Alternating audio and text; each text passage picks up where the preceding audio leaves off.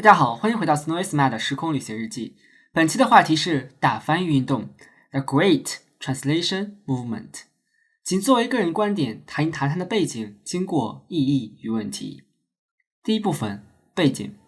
2022年1月27日，徐州巴孩事件曝光，引发海内外上亿人关注。然而，其换来的只是政府前后矛盾的5次通告与巴孩母亲的隔离消失。在抓人删帖后，一切继续不了了之。2022年2月24日，俄罗斯突然发动对乌克兰的侵略战争。这场战争被普丁称作是特别军事行动，被中俄宣传作忍无可忍的针对北约威胁的自卫反击。不过，但凡经常浏览中国互联网，就会看到其常年，尤其是近些年来的热搜和高赞，充满了对欧美日等国家的仇恨与攻击。毕竟，煽动民族主义是转移内部矛盾的重要途径。这种宣传也符合着中共的执政逻辑。金家王朝的朝鲜、普丁独裁20多年下的俄罗斯、积极参与恐怖主义的伊朗以及塔利班控制的阿富汗都是中国的朋友，而实行西方民主制度、社会保障健全的各国却被口诛笔伐为罪恶之乡。在这种宣传之下，中国大量网民表达出对俄罗斯的支持以及对乌克兰战争难民的幸灾乐祸。100年前，鲁迅笔下的中国人愚昧、麻木、自私、虚伪、狡诈，他不单以最坏的恶意来揣测中国人。100年过去了，有未改变过什么呢？是好一些，还是变得更糟糕了？有人把中国年轻人叫做后浪，也有人把这个群体的主流称作废蜡。以这群人中的男性为例，其大多是这样的：对被拐卖沦为妓女、套上锁链的巴孩母亲装聋作哑、沉默不语的同时，却又向乌克兰家破人亡、流离失所的少女垂涎欲滴、伸出爪牙。有研究报告称，中共控制着2000万网军，包括粉红、学生、五毛、网警、劳改犯在内，为讲好中国故事，每年进行着大量的删帖封号、造谣抹黑与虚假宣传，消耗着巨额的维稳经费。除此之外，中共还有着大量的大外宣，以及冒充为反共人士的搅浑水者。海内外有效的反抗方式和组织力量都很微弱，而在这个时间点，大翻运动应运而生。它其实并不是一个具有开创性的事情，但却因为一呼百应而积水成海，在中国内外信息极度割裂的2022年，迸发出了惊人而实质的效果与作用。第二部分，经过。2022年2月起，针对乌俄战争，中国官方与民众的说法，一些人和社群开始开展翻译运动。3月2日，发起翻译运动的子板块之一冲浪 TV 被 Reddit 以曝光他人隐私为由解散。3月5日，中文时政论坛品聪置顶发文力挺，各大海外媒体个人也纷纷参与支持。3月7日，大翻译运动在 Twitter 上创号并开始发文。3月下旬，中共控制的一些媒体开始对大翻译运动进行攻击与抹黑。4月2日，大翻译运动的官方推特账号疑获受到大量恶意举报而被暂停。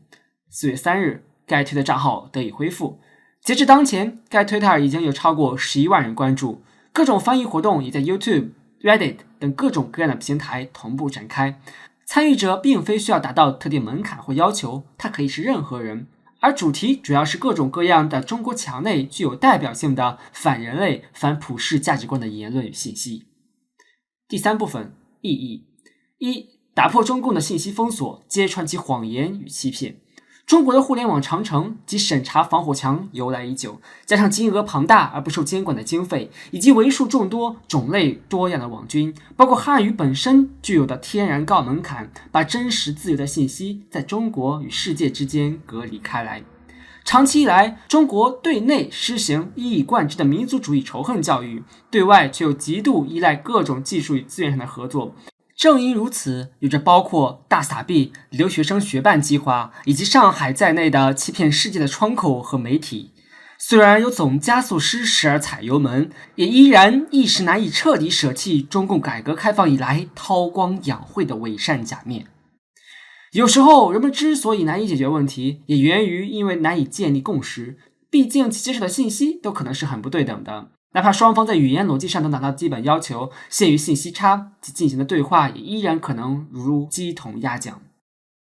中国人享受的是隔绝世界主流信息的简中网络封锁。陈平、李毅、胡锡进、张维为之流为其摇旗呐喊。平行宇宙下的瑞士生物学家威尔逊·爱德华兹、甲亢患者弗拉夫和川剧演员俄罗斯娜娜也作为这中坚力量，精挑细选甚至虚假翻译的信息都成了洗脑神经网络的输入对象。谁要为中国人的言论负责？当然是党的宣传与教育。不论是让世界了解更加真实的中国和中国人，还是让中国人更加了解真实的世界，都需要打破这个信息封锁的墙与桎梏。以在中文维基百科上相关记载的话说，大翻译运动期望可让更多国家的人知道，中国人不是如同官方大外宣般表现出的热情、好客、温良，而是自大、民粹和毫无同情心。揭开谎言，直面真相，是产生改善、解决问题的必要前提。大翻运动并不是信息或观点的生产者，不是小偷小摸的造谣抹黑，而是光明正大的讲好中国故事的平凡的搬运工，把中国人所承受、所理解的一切展现给世界罢了。把真正的锅揭开，给大家看看这家人吃的究竟是他妈什么东西。二，反共必须要靠境外势力，必须要向境外势力递刀子。首先，中国本身一开始便作为苏俄傀儡起家，后来一直在饥荒、文革山穷水尽之时，借助欧美援助壮大。它本身便是个长期依赖境外势力与思想的，对俄爹割让领土、马首是瞻的马列政党。如今的中国在国境之内固然可以无限制的集权与管制，但其对外部的渗透虽有效却不彻底，包括核心技术、人才皆常年来自于海外，甚至其达官贵人的财产以及国籍也都纷纷转移至了别国。虽然嘴上宣传着大国崛起，同时也确实已成为全球贸易体系下作为提供廉价劳动力的大型奴隶场的重要一环。然而，这都作为是中国严重依赖着世界的表现。劳动力更换容易，高尖技术却难求。中共实际上非常害怕和恐惧着来自于境外的制裁。生活在中国境内的人本身受到更加无孔不入的洗脑宣传，在处处受到监视的社交平台与环境中，在被割裂为原子化而失去各种自发组织可能的社会结构下，想要做一些实质性的努力尤其艰难。虽喝茶被训诫事小，但拘留刑罚也司空见惯，而哪怕人在海外，也一样会因家人资源受限的原因而行动艰难。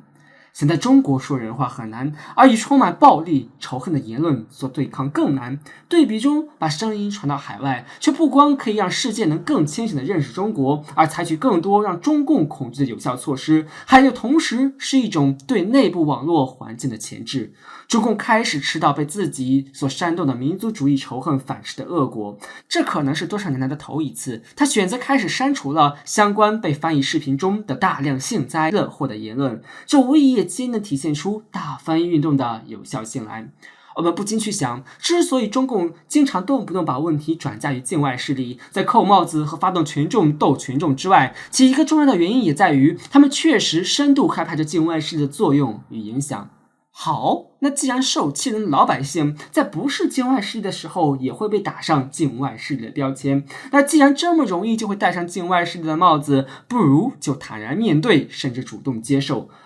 我们不仅不应该忌惮和回避境外势力这个词，反而却要铭记，最好的反共就是结合境外势力。这可是中共的太上皇们自己都走过的老路，他们又有何脸面批判否定？更进一步，我们不光要结合境外势力，还要成为境外势力。第四部分问题一：如何确保信息的真实性和准确性？上文提到了中共在信息网络控制上有着多方面的手段，这包括在海外安置伪装的反共人士搅浑水，也包括着先散布灌输虚假信息，后又做出辟谣来动摇信心等方法。如何去翻译更加有效而准确的信息，其实也是一个需要着信息检索能力和耐心细心的技术工作。这需要着五湖四海大量有识之士的各种各样的长期投入，要做好中共污染相关内容板块的准备，以高质量的内容做对抗。二、如何保护个人的安全？所有认真追求真相、追求民主与自由的反共者，都必然会多少承受着被中共体系所攻击的风险。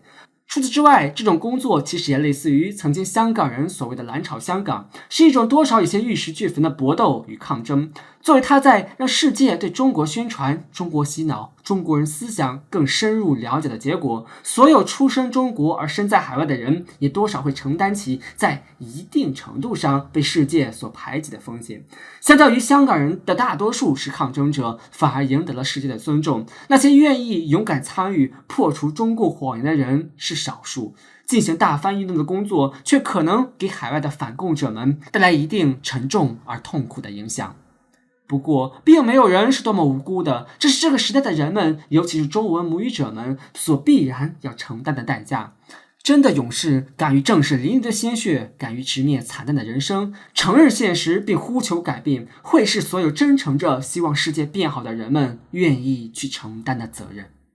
3. 另外，这大概率会是一个长期的过程。大翻运动目前没有公开社群或组织，而保持着一定程度上去中心化的色彩。这种属性有很多好处，但也需要更多人能够保持长期的参与与关注。与中国集权体系做对抗，实际上归根结底是个经济上的问题。在中共自己斥巨资编好中国谎言的同时，我们需要做持久的对抗。积水成海，水滴石穿，有一分光，发一分热。中国与世界脱钩的趋势已经开始，经济崩溃与社会变革只是个何时会到来、以什么样的形式到来的问题。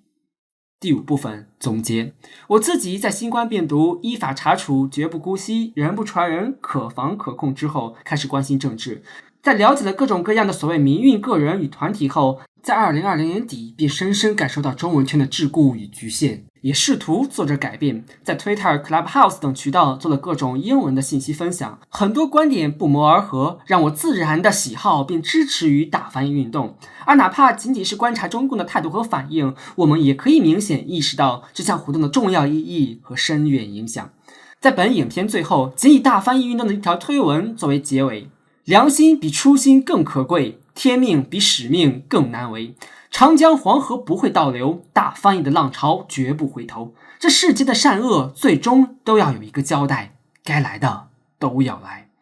我并没有智慧去判断这个世界内与外的法则，我们总能看到一些个人在某些时候于今生似乎可以逃避我所理解的善恶因果，但是体制与群体的长期作恶却总必然有着招惹洪水并被吞噬和毁灭的下场。在当世或至少更高的维度下，我期望着更广泛的善恶有报，也期望更多人可以承担一些责任，做出真正有良心的选择。好，本期视频到此结束，希望你可以喜欢这个视频并订阅，我们下期再见。